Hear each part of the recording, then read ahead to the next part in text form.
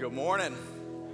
As you can tell from our song and our theme for the day, failing, not too fun, but we all do love a good fail video, wouldn't you agree? Yeah. Man, I'll tell you what, I love it when I can watch a video and somebody besides me is getting hurt. You know what I'm talking about?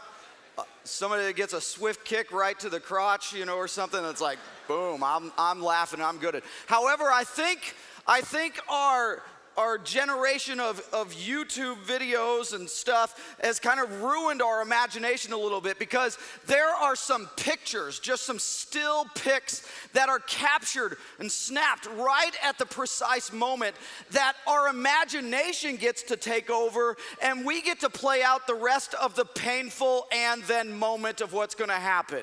I'll give you some examples. Let's look at a few of these. Yeah. All right, look at some more. That's a good one right there. Like, your imagination just takes you where you need to go. Let's keep going. That's one of my favorites right there. It just takes a second. That guy's gonna get a sledgehammer to the jaw. That one. I love this one. Like, all three people are failing in this video, or in this picture. The kid on the four-wheeler, the kid falling, and grandma's gonna break a hip. Like, it's just gonna happen. Like, yeah. Look at the neck. Okay, now this one might need a little bit of explanation. A friend of mine sent me this pic, and you see, like, he's pointing to like three little boo-boos on his nose. The failure comes at how he got those little boo-boos there. Whoo! All right, take it down. RJ, you take that down. You're gonna make them squeamish. Whoa. That was not a failure of the kid. That was a failure of the mom. She's like, oh. Your mom tells you all the time, don't run with scissors. Don't run with scissors. You'll poke your eye out. She's never said anything about a fork. Like, oh. All of those pictures give us that moment of failure, to where in that moment, that person, that kid is wishing, I could take it back. Do you have a moment of failure that you wish you could take back? It's not funny. It's not captured on video or a picture. If it was, you would regret it even more. But do you have that moment that you wish you could take back? Every time we think about it, we get overwhelmed with shame, guilt, regret. And today we're going to investigate that moment of personal failure with Peter. One of our main characters, this, that we've been talking about. And Jesus is just, just last night you heard, he's called him the rock. The keys of the kingdom are gonna be given to you. Gonna build his church on him. And now we take a little bit of a step backwards, actually quite a big step backwards.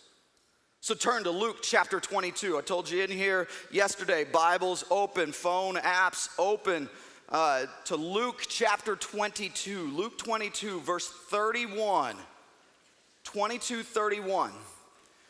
The context leading up to this is Jesus keeps talking about death, and it's not too fun, and they don't, we understand his death on the cross. They weren't quite understanding it at that time. He keeps telling them, I want you just to remain in me, and I'll remain in you. Stick with me. Come on, let's stick together. Peter and the other disciples, they've argued about who's the greatest, and then Jesus sets them straight. And he kind of pulls Peter aside, and he has this short little conversation with him, which we pick up there in Luke 22, verse 31. He says, Simon, Satan has asked to sift you as wheat. But I've prayed for you, Simon, that your faith may not fail. And when you've turned back, strengthen your brothers. But he replied, Lord, I'm ready to go with you to prison and to death. I'd die with you. Jesus answers, I tell you, Peter, come on now, before the rooster crows today, you're going to deny 3 times that you even know me. Those had to be hard words. Now, notice a few things in the text. I told you yesterday, and I hope it's something that you remember for a long time, that if something's repeated in Scripture, it's important. So it's said again. Notice at the very beginning of this text when he's addressing Peter, he doesn't call him Peter. He doesn't call him the rock. He goes back to his given name of Simon, and he repeats it. Simon, Simon, I've got something to tell you here. It has to do with the evil one, and he's asking to sift you out.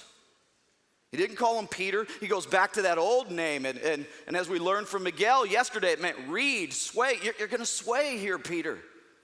He's telling him you're not as strong as you think you are.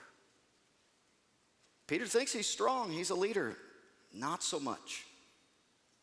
Satan asked, or it's better stated, Satan got permission to sift him like wheat. There's other Bible verses similar to this. The one that comes to mind really is the book of Job, where Satan has to get permission to afflict Job with all of his illnesses and tragedies that he had. And so now Satan's gotten this permission to come after Peter. He wants to test Peter to see what he's made of. Oh, you're the rock. You're the leader of the disciples. You've walked on water. Let's go, big boy. Let's see if you can handle some real temptations, some real trials and tribulations from the evil one. That's what Satan's wanting to do. He wants to get Peter and the other disciples to not follow in the ways of Jesus, but instead follow in the ways of Judas.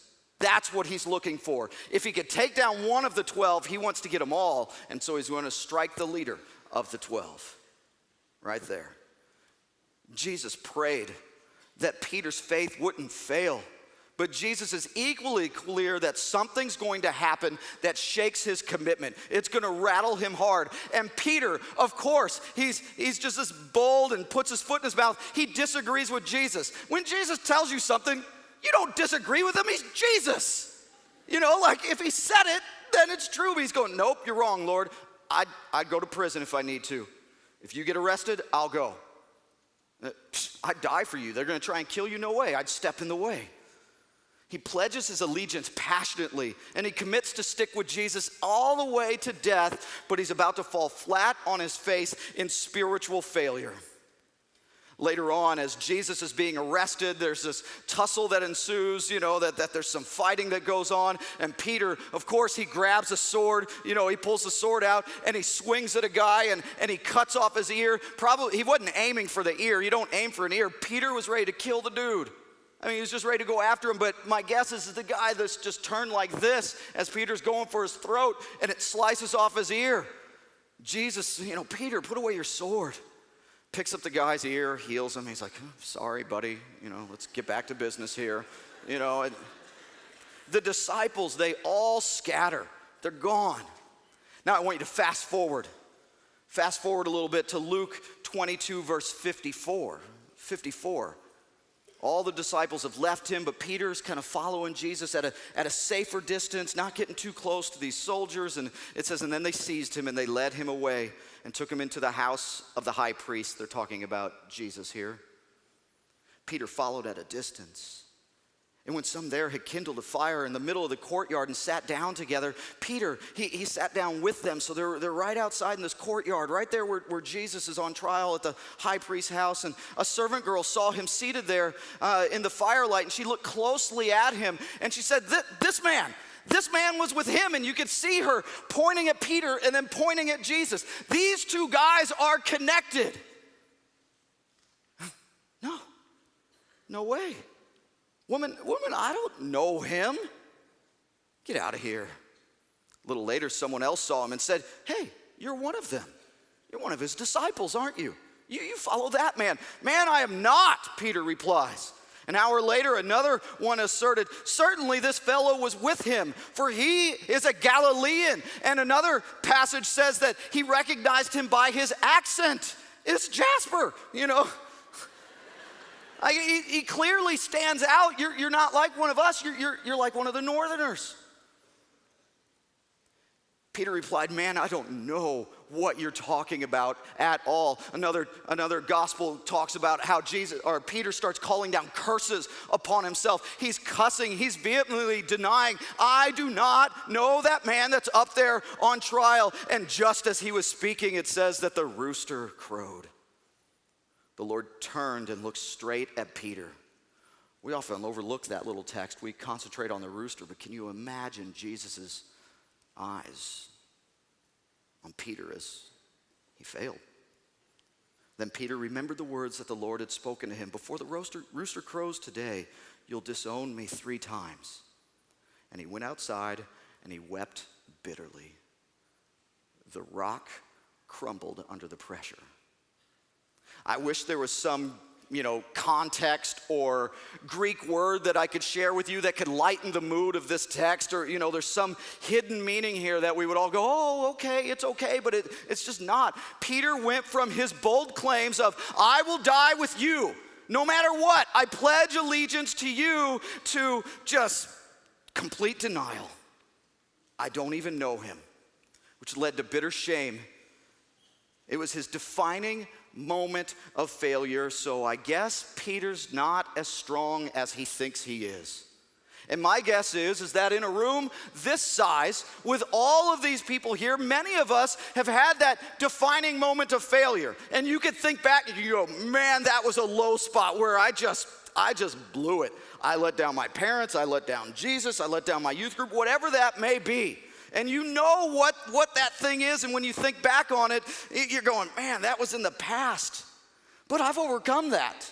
I mean, we have those things. It's not all bad that there's some things you look back and, man, that was my old life. And that's a victory that can be celebrated. The past is the past. It's forgiven. It's forgotten by Jesus. And we celebrate that as an and then turning moment towards your new life. But what about the things that you continue to say?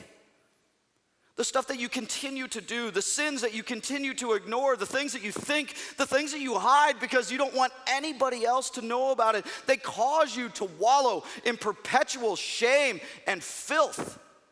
And you just feel dirty, like a failure. My guess is many of you walk with deep shame issues that nobody needs to know about, because of something not from your past, but that keeps creeping into your present today. And like Peter, you make commitments that move, you pledge allegiance to Jesus here, and you completely fail him when you go home. I guess you're not as strong as you think you are. Oh, you think you're strong. But the Lord's repeating your name, letting you know Satan's trying to sift you like wheat. And honestly, there's just an elephant in the room. There's an elephant in your life, and his name is failure, and you keep trying to ignore him, and we kind of want to just skip over this day. We like follow, we like see, we like trust where we're headed, we like all of that stuff, but then the CIY, they just wedge this failure right in the middle of our week, and we can't ignore it. And if you're a Move veteran, you know moments like last night are powerful. You know the tricky CIY staff here, and you know that they have powerful moments that are planned, that things that go on up here on the stage and that you get to participate in with your small group. I mean, the hand of God's blessing for creativity is upon this organization that's here, and it helps us move towards spiritual depth. That's what they want us to. They want to find new innovative ways for us to connect with God, but then something happens because the grand commitment is made. The rocks are dropped. The confession happens in a small group. And then we sing, we listen, we pray, we do all of this stuff, and I believe that it's real. I believe that it's sincere. I'm not mocking you at all. I think these things are necessary as a catalyst for spiritual growth. But we go home, and I don't know what it is, but within 3 to 7 days, we return to our failures like a dog returns to its vomit. And what is sincere? No, it's not anything to clap over, because you're going to do it. You're going to fail. What's sincere today becomes a distant memory of tomorrow. And the only thing that you really take home with you is a new t-shirt. You're not as strong as you think you are. And you're only going to get weaker if you ignore today's theme. Because we've failed many times over. Some of you are just planning on going back to your old life. Okay, you'll have to deal with the consequences of that. But most of you in here, you're going, okay, I've been there. But maybe we could get it right this time. Maybe this really can be different. And I have a secret. You know, it's not the secret. It's not some magic formula, but maybe it's just a secret that you haven't thought about that can help with overcoming repeated failure. Maybe our ability to overcome through the power of the Holy Spirit and the presence of the people that we're with right now is closer than we think. CIY Move does everything they possibly can, but they can only push you so far. The dropping of rocks and the other things that we do, it's not the end, it's the beginning. It's the beginning of that and then moment. The depth of our submission to Jesus must extend beyond what people up here on the stage are telling you to do. It's got to go beyond that. You have to take hold of this. You just have to. And the problem is that usually when we're here, there's something so dark, so secret, so shameful, things that are just welling up of this regret that we hold it back. And my secret for you today is you gotta go the extra 10% today. You gotta go the extra 10%. You'll give 90%. You'll confess 90% to somebody, you'll talk that through, you'll pray that out, but you won't go the extra 10%, and that's the very part that Jesus is looking for today to help you overcome this perpetual failure in your life. Whatever it might be. I'll give you the example, like, okay, we have 10 fingers here, and so we say things like, God, I'll submit my mouth to you. I'll read my Bible. I'll reach out to friends. I'll stop cheating in school. I'll give up my pride. I'll give up my porn. I'll quit cussing. I'll quit cutting. I'll help the homeless. But don't you dare ask me to forgive the person that has wounded me deeply. I can't. I won't. I hate. That's the extra 10%. You'll give him 9, but not 10. He wants it. That's what he wants today. Because you'll go home and whatever your poison is, whatever that thing is that you're wrestling with, that will be the one thing that Satan latches hold of. Miguel told us you can punch him in the face when you do things like this. Yes, absolutely. But the moment you punch him in the face, you're also leaving yourself vulnerable because you hold back that 10%. And you leave yourself wide open for him to wound you, harm you, drag you back down to where when you go home, you are unchanged. It'll last a week. God, I'll give you my money, my church attendance. I'll submit to my parents. I'll submit my anxiety. I'll pray more. I'll work the nursery if I have to work the nursery. I'll be kind to my brothers and sisters. I'll prioritize my time. I'll watch less Netflix. But don't you dare ask me to give up this relationship that I'm in right now. Even though it's toxic. Even though you know you're gonna fail and fall back into the temptation trap, I just have to be loved by him. So don't ask me, don't tell me to give it up, I won't do it. He wants that 10%. He wants it. Whatever you're holding back, that's what he wants. How can we, like Peter, claim that we would die for Christ? Oh, if somebody asked me to deny my faith, I won't give it up. I won't deny Christ. How can we say we would not deny Christ and that we would die for him when we won't live for him on a daily basis like he's asked us to do? We live for him at Move. What about in the mundane of home? It seems harsh, I know. Jesus is all or nothing. He always has been. And you need to know today that you are not as strong as you think you are. He's not looking to embarrass you. He's not looking to punish you. He wants to protect you from your own sinful and shameful failures. That can only come with complete submission. And yet some of you still sit here and you tell yourself, okay, I can handle it. It's fine. I hear what you're saying, but I don't need to necessarily go that extra 10% with other people or before the Lord at all. I can handle it. I've got it under control. This is just more foolish failure. You can handle it? Really? Your commitments don't work at home because you were never meant to handle your sin. That's not your job. That's Jesus' job. Admit it. You're not as strong as you think you are. He's the only one strong enough to handle your sin and failure because Jesus has no sin or failure. He's the one that handles it, not you. You were never meant to touch it. He was. Can't imagine Peter's crushing heart as nails were driven into the hands of Jesus. In his mind, that denial that day, I don't know the man 3 times, that led to his crucifixion. I could see him weeping. I could see him, Jesus, I'm so sorry. I am so sorry I let you down. I could see him repeating it over and over again. I'm sorry. I'm so sorry. And I could just picture Jesus. None of this is in the text. I could just picture him. My child, you're saying you're sorry. You're saying you let me down. You can't let me down because you were never holding me up in the first place. It's Jesus that holds us up. He holds us up in love. He holds us up in grace. He holds us up in self-sacrifice. And even though my failures are completely forgiven by the cross of Jesus Christ, I still hear the shame of the rooster crowing in my heart every single day. How about you?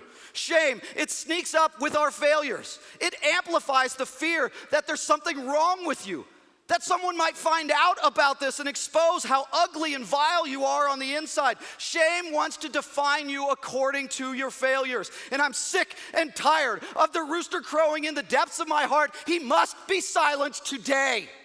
Not tomorrow, not the last day, today. I will not be defined by my failures, and neither will you. Today is the day.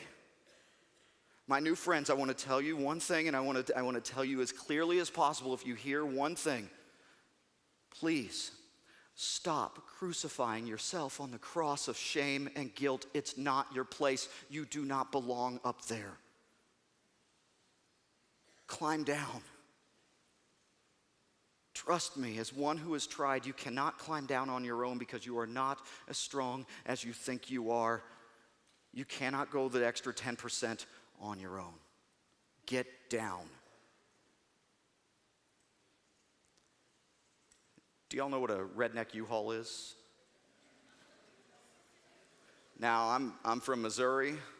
I come from a family of humble means, and when we moved a lot as a kid, when I was young, and some of y'all, like your parents, they're stable, and they would move with like a regular, they get a U-Haul truck or movers.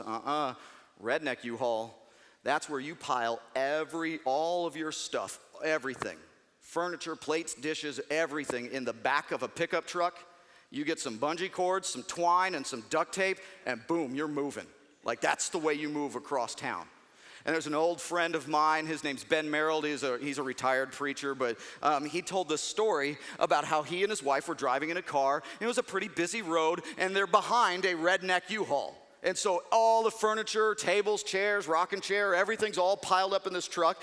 And as they're going and they're stopping at stoplights and he's behind this vehicle, it starts to sway and it starts to shift a little bit. And then all of a sudden, a table and a chair comes, crashing down. And Ben said that he slammed on his brakes and this table just shatters and the chair just breaks into pieces all across this busy road. And so he stopped there and he's getting ready to swerve around this, and the truck just keeps on driving. It doesn't realize that they lost some of their stuff. Like it's gone. And so they drive, and his wife Pat just says, Ben, get out of the car. And he's going, what? Get out of the car. You go pick up their stuff.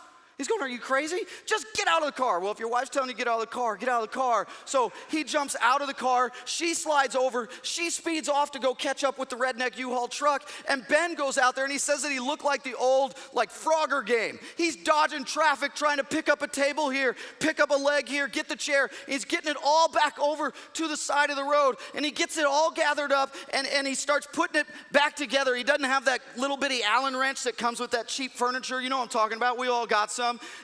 But he's trying and he gets it kind of put back together, and he said that the table was just shattered, but the chair he saved. He's waiting and waiting for his wife, and she's not showing up. And then the truck, he's looking for it, it's not around.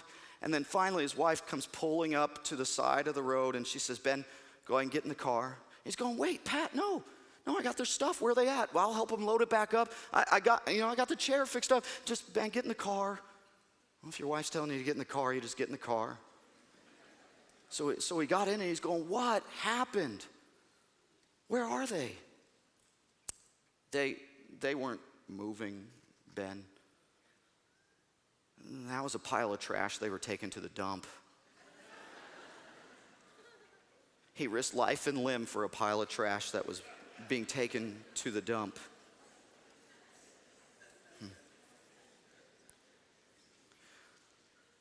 Cute story, isn't it?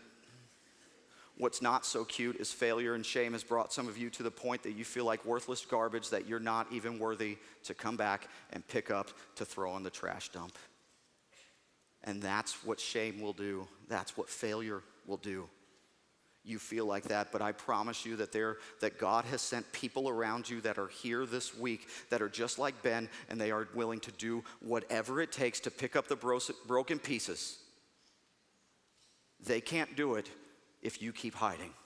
You want to finally silence the rooster in your life? Then it's time to trust the leaders that God has put in your life. If you only knew how much they love you. If you only knew that. And if you struggle with climbing down from the cross of shame and you feel like you're not worthy for the trash heap, then it's time just to text them right now. Pass them a note. Give them that look. Just text them 10%. And then they know that you are going to talk to them and go that extra 10%. No more hiding. No more I can handle it. No more shame. You just put it out there. It's ugly. It's vile. And it needs to be done. There's no judgment. They can't judge you because they've had to do it too. And if you want to be whole, then you have to admit that you're falling apart. You're not as strong as you think you are. You're not as strong as you think you are, but together you can be. You can be. They can be strong for you. You have to go the extra 10% because you're not as strong as you think you are. And if you want to be whole, admit you're falling apart. Failure will not be the final word of your story. Your and then moment is coming soon. I promise you that. You're not as strong as you think you are. But this I give you as well. Jesus is. He never fails.